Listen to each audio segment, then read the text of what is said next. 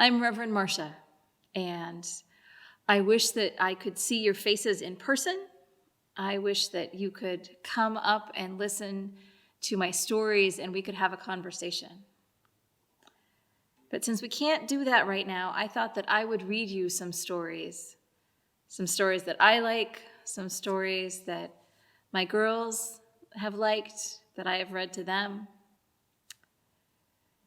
I am looking forward to reading you some stories, and I'm looking forward to seeing you in person soon and getting to hear some of the answers to the questions I'll ask you later.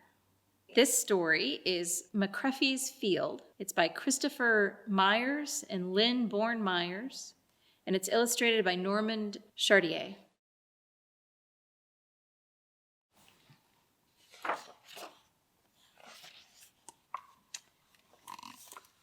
Joe McCrephy was a farmer who grew corn in Ohio.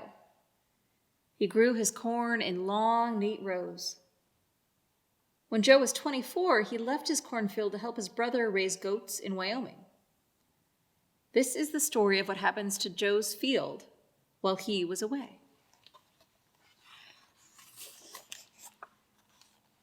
Joe left in the fall. Because he had not planted corn that year, McCrephy's field was bare, except for the earthworms under the ground and maybe a spider or a beetle or two. Mice scurried in the large red barn and hid grains of corn in the toe of one of Joe's old galoshes. Do you know what galoshes are? Galoshes are like rain boots. Winter came and snow fell on McCrephy's field. The ground was very white and very empty. A red-tailed hawk flew over, but he found nowhere to rest and nothing to eat, so he flew on. The mice in the barn slept through all the cold.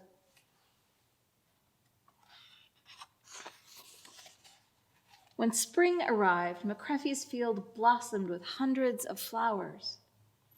There were Queen Anne's lace and buttercups, shepherd's purse and sweet peas, Indian paintbrush and asters.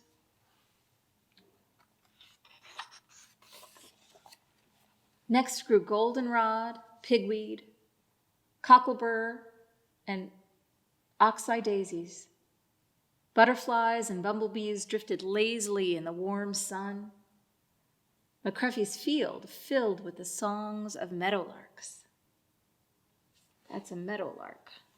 State bird of Oregon is a western meadowlark. By fall, McCrephy's field had turned ragged. The petals had dropped from the flowers, and the stalks hung heavy with seed. Honeysuckle and blackberries grew in tangled heaps. Some trees had started to grow, but they were no taller than a man's knee. Field sparrows and goldfinches came to feast on the bounty of seeds. Dry leaves and thistledown swept through the air.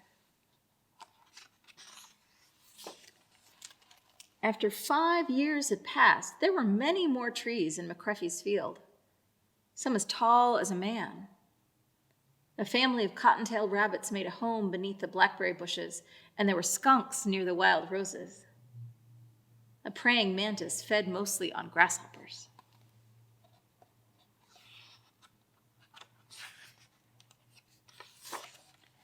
After 10 years, McCrephy's red barn began to turn gray with age. There were trees all over the field. Some were almost as tall as the barn. There was no more Queen Anne's lace or pigweed because neither grows well in the shade. Some violets and lady slippers appeared instead.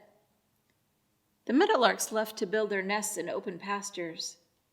Cardinals and bluebirds moved in because they liked to nest in the trees. A red fox dug a den in the east end of the field, and 2 box turtles lumbered nearby. After 25 years had gone by, McCrephy's field looked like the redwoods. There were walnut trees, sugar maples, sassafrases, black cherry trees, mulberries, and oaks. 2 black oaks were taller than the barn, and had downy woodpeckers living in the trunks. Small wildflowers like spring beauties, bloodroots, and trout lilies sprouted on the forest floor.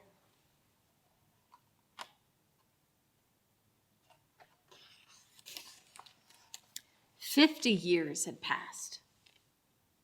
All the older trees were now much taller than the barn, and there were smaller trees like dogwood and redbud flowering beneath them. In the midday heat, a small herd of white-tailed deer liked to rest in the cool shelter of the forest. At night, a great horned owl hooted from her nearby nest, and a possum climbed through the branches, carrying her babies on her back. By day, a Cooper's hawk swooped through the trees. Joe McCrephy came back to Ohio in the summer to visit the land he had once farmed. He was now an old man. The field was not as he remembered it.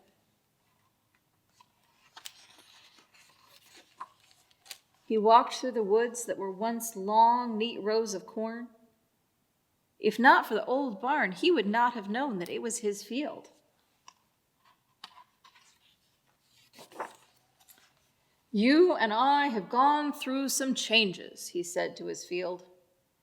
He took out his penknife and carved his initials, J.M., on the barn door.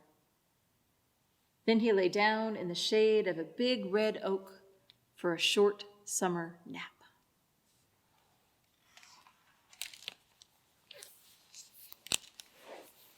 Do you like to go for walks in the forest? What kind of birds do you see? You see other animals in the forests or in the woods where you go for walks? Or maybe even in the park? I see lots of squirrels and lots of birds in my backyard, but when I go and I walk at Oaks Bottom, I have seen deer, I have seen turtles, I have seen otters and nutria and raccoons and frogs, lots of frogs, and Canada geese and all sorts of different kinds of ducks. And in the spring, I get to see goslings and ducklings following their parents along in the slough.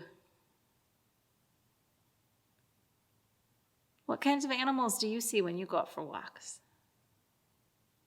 Will you tell me about them next time I see you? Thanks.